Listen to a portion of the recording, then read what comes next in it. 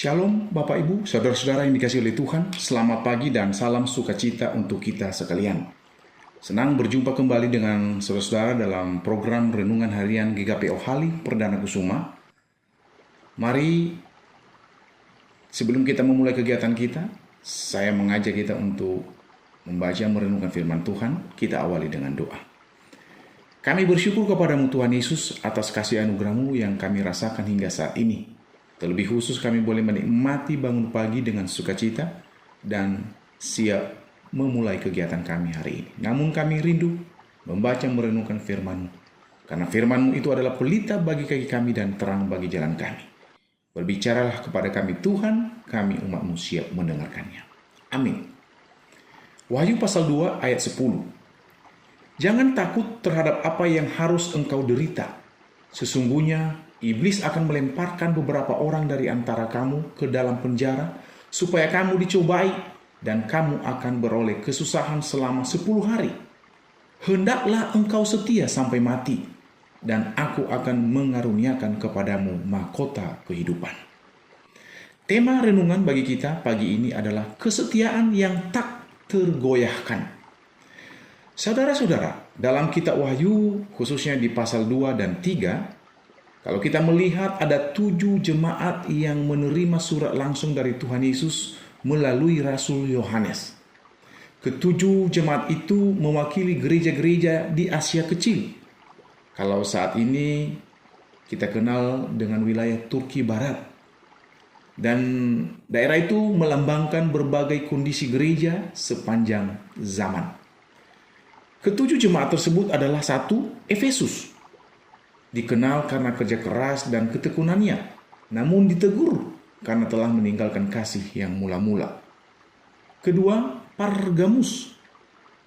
Bisa dikatakan Pergamus, yaitu jemaat tetap setia meski berada di tengah lingkungan penyembahan berhala, namun ditegur karena ada ajaran sesat di antara mereka. 3. Tiatira. Dikenal karena kasih dan pelayanannya, tetapi ditegur karena membiarkan pengaruh ajaran sesat ada di dalam jemaat. Yang keempat adalah Sardis, mempunyai reputasi hidup, tapi sebenarnya mati secara rohani, diperintahkan untuk bangun dan bertobat. 5. Laodikia. Jemaat ini ditegur keras karena suam-suam kuku, tidak dingin dan tidak panas.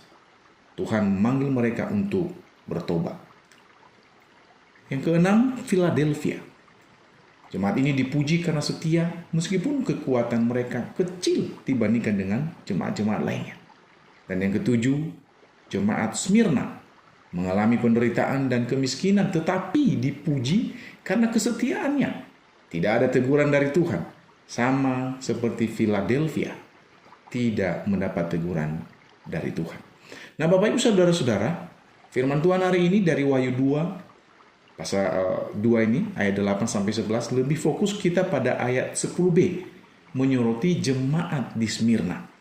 Saya mengajak saudara sejenak untuk melihat latar belakang dari jemaat Smyrna ini. Kota Smyrna yang sekarang dikenal sebagai Izmir di Turki adalah salah satu kota besar dan makmur di Asia Kecil pada zaman Perjanjian Baru. Kota ini terkenal karena pelabuhan penting dan pusat perdagangan yang strategis. Kemudian kesetiaan jemaat kepada kekaisaran atau kesetiaan rakyat kepada kekaisaran Romawi, termasuk praktik penyembahan kaisar sebagai Tuhan yang menjadi ujian berat bagi orang-orang Kristen yang ada di sana. Jemaat di Smyrna adalah merupakan komunitas yang kecil, miskin secara ekonomi, namun kaya secara rohani. Kita temukan itu di ayatnya ke-9.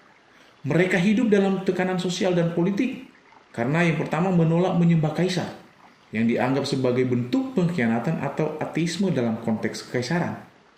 Kedua, menghadapi penganiayaan dan pencemaran nama baik, termasuk dari kelompok-kelompok Yahudi lokal yang menentang kekristenan dan mendukung otoritas Romawi. Yesus menyebut jemaat Smyrna ini menderita oleh karena kemiskinan. Banyak dari mereka kehilangan pekerjaan, harta, bahkan hak-hak sosial mereka karena mempertahankan iman mereka kepada Tuhan. Yang kedua, fitnah. Mereka dituduh sesat, memberontak. Bahkan tidak sedikit yang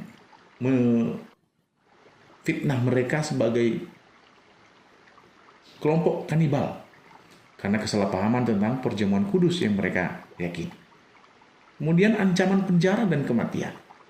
Wahyu pasal 2 ayat 10 menyebut bahwa mereka akan dicobai dan beroleh kesusahan selama 10 hari, yang menggambarkan masa penderitaan yang nyata tetapi terbatas. Ketiga, pesan Yesus kepada jemaat di Smyrna. Yesus memperkenalkan diri sebagai yang awal dan yang akhir, yang telah mati dan hidup kembali. Pada ayat 8 kita temukan itu, sebuah penguatan bagi jemaat yang sedang menghadapi kemungkinan kematian karena iman. Ada 3 hal penting yang saya mau bagikan kepada saudara-saudara yang menjadi penguatan bagi iman kita melalui perenungan pagi ini. Yang pertama, jangan takut.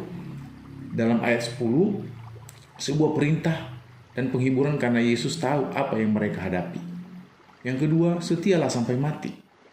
Panggilan untuk bertahan dalam iman sampai akhir, bahkan jika itu berarti pengorbanan hidup. Setialah sampai mati bisa diartikan seperti tema kita pagi ini, setia yang tak tergoyahkan. Dan yang ketiga, janji mahkota kehidupan, sebuah ganjaran kekal yang diberikan oleh Tuhan kepada orang-orang yang menang dalam ujian iman. Nah, Bapak Ibu Saudara, kesetiaan yang telah diperlihatkan oleh jemaat Smyrna bukan hanya sekadar bertahan dalam keadaan sulit, tetapi sebuah sikap hati yang terus melekat kepada Kristus dan kebenarannya, apapun konsekuensinya.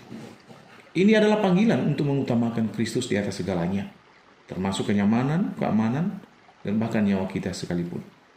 Janji mahkota kehidupan adalah upah yang luar biasa bagi mereka yang setia. Mahkota ini bukan sekadar simbol kehormatan, tetapi representasi dari kehidupan kekal dan kemuliaan yang dijanjikan bagi para pemenang. Ini adalah perspektif kekal yang seharusnya menguatkan kita di tengah perjuangan di tengah-tengah dunia ini. Nah, saudara-saudara, apa yang menjadi refleksi bagi kita melalui renungan ini? Apakah kita setia hanya saat segalanya lancar, saat semuanya baik-baik saja? Atau kita tetap setia saat doa belum dijawab? Kita tetap memuji Tuhan ketika kita mengalami kondisi lemah tubuh atau sakit. Ketika kita mengalami kondisi hidup terasa berat, apakah kita masih tetap setia kepada Tuhan? Kiranya kita belajar seperti jemaat dari renungan pagi hari ini. Jemaat Smyrna memandang kepada Kristus, tetap percaya, setia, dan terus berjalan bersamanya. Kiranya melalui renungan singkat dan sederhana pagi ini, membawa kita kepada kesetiaan yang tak tergoyahkan. Setia sampai mati, tetap meyakini bahwa Yesus Kristus Tuhan, Juru Selamat dan Penolong kita sekarang dan selama-lamanya. Amin. Mari kita berdoa. Tuhan, kami bersyukur untuk firman-Mu yang sudah kami dengar. Roh Kudus menolong kami, memampukan kami untuk mengerti, memahami, dan mampu mengaplikasikan di dalam hidup kami sehari-hari. Sebagai jemaat Tuhan, hendaknya kami memiliki iman tetap setia kepada Kristus.